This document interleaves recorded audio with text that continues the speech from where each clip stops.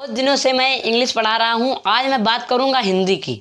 तो हिंदी में सबसे पहले क्या होता है? हिंदी में सबसे पहले हिंदी में आप जान ली भाषा। भाषा किसे कहते हैं?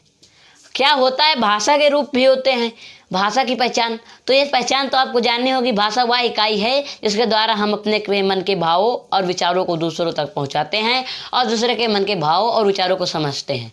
ये होती है भाषा। अब इसमें संज्ञा, सर्वनाम, ये इनका बहुत प्रयोग होता है। तो संज्ञा सर्वनाम में क्या होता है? आप ये मान लीजिए, संज्ञा किसे कहते हैं, सर्वनाम किसे कहते हैं। संज्ञा हम लिखाएंगे नहीं, आज ऐसे ही मौखिक बताएंगे आपको। तो संज्ञा किसे कहते हैं? किसी वस्तु, व्यक्ति, स्थान अथवा प्राणी के नाम को संज्ञा कहते हैं। ये संज्ञा की डिफिनीशन होती है और सब लोग इसको याद भी कर लेते हैं। लेकिन मैं आपको अपनी बात बता रहा हूँ। मैं जब कक्षा 8 में था तो मुझे ये याद था, लेकिन मुझे इसकी डिफिनीशन नहीं पता थी। मतलब डिफिनीशन पता थी लेकिन इसका अर्थ नहीं पता था कि इसका मतलब क्या होता है। तो संज्ञा किसी वस्तु, कोई भी आल तोतल वस्तु, किसी भी व्यक्ति, कोई भी व्यक्ति, किसी भी स्थान और प्राणी, मतलब किसी भी मनुष्य के नाम को संज्ञा कहते हैं। ये किसी भी वस्तु, ब्लैक बोर्ड, संज्ञा। किसी भी व्यक्ति हो गया वो संज्ञा। वस्तु, व्यक्ति, स्थान, कोई भी स्थान, किसी भी इमारत, किसी का भी नाम ले लीजिए, सब जो आप देख रहे हैं वो संज्ञा है।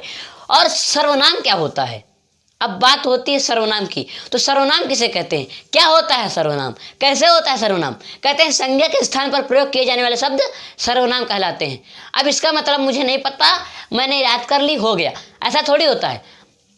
अब सर्वनाम किसे कहते हैं? तो सर्वनाम संज्ञा के स्थान पर, जैसे संज्ञा है राम, सीता, गीता, मोहन, तो इनके स्थान पर जो शब्द प्रयोग किए जाते हैं, जैसे राम जाता, वह जाता है, राम जाता है तो राम की जगह वह आ गया तो ये सर्वनाम हो गया। गीता जाती है, वह जाती है, और जितने भी इस संज्ञा के स्थान पर प्रयोग किए जाने वाले शब्द होंगे वो सर्वनाम कहलाएंगे। और फिर इसमें बात आती है विलोम शब्द की। मैं सीधा दायरे तक पहुंच गया हूँ, मैंने कुछ छोड़ा हो तो आप कमेंट में बताइए। तो विलोम शब्द किसे कहते हैं? हाई स्कूल के पीछे जितना भी सिलेबस होता है उसमें विलोम शब्द जरूर रहता है। विलोम शब्द का मतलब होता है विपरार्थी शब्द।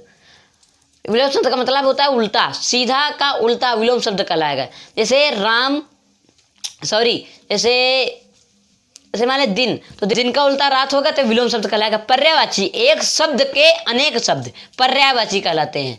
एक शब्द के अनेक शब्द पर्यायवाची कहलाते हैं। तो पर्यायवाची में आपको, जैसे एक पर्यायवाची ले लीजिए, मैंने एक पर्यायवाची ले ली, मैंने भू,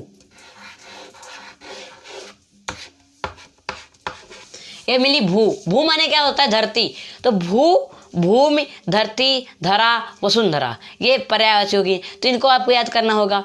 और बहुत ही होता है, फिर जब जाएंगे तो उसमें आएगा अलंकार। अगर जिसको लग रहा है कि मैं अलंकार पढ़ाऊँ तो कमेंट में जरूर लिखें।